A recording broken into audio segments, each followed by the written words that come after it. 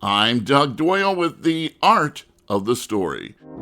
So always look for the silver lining and try to find the sunny side of life. When Jazz at Lincoln Center holds its annual gala tomorrow, it will be celebrating Tony Bennett and the pianist who accompanied him on some of his last and best recordings, Bill Charlap, recipient of this year's Award for Artistic Excellence. He's been turning out excellent work at the piano since his New York City childhood. Tony Bennett and Bill went back almost that far.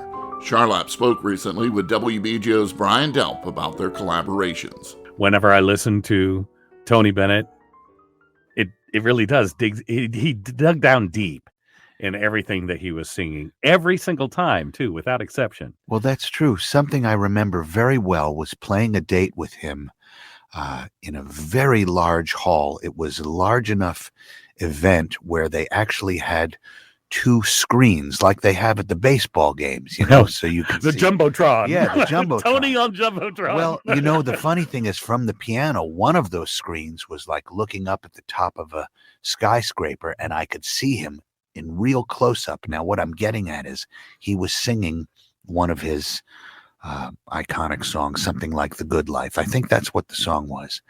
And I looked up at the screen and I saw that his eyes were closed and he was reaching so deeply interiorly, and the look of it was poetic. Of course, how he was singing was poetic.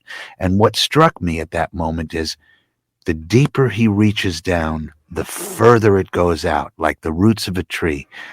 The deeper that they go into the ground, the higher that the tree can grow. It was like he was shooting out to the fifth tier and the last row, but straight from the heart.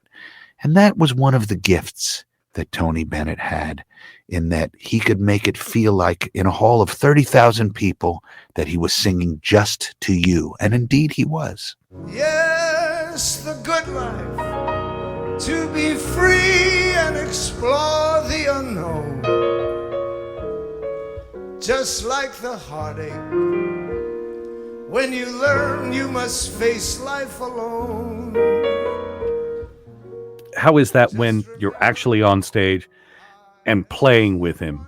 What is the feeling of that when you're doing that?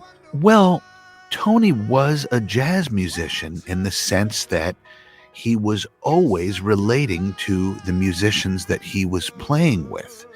What you played, he would absolutely respond to it. He didn't just have a set way of doing things.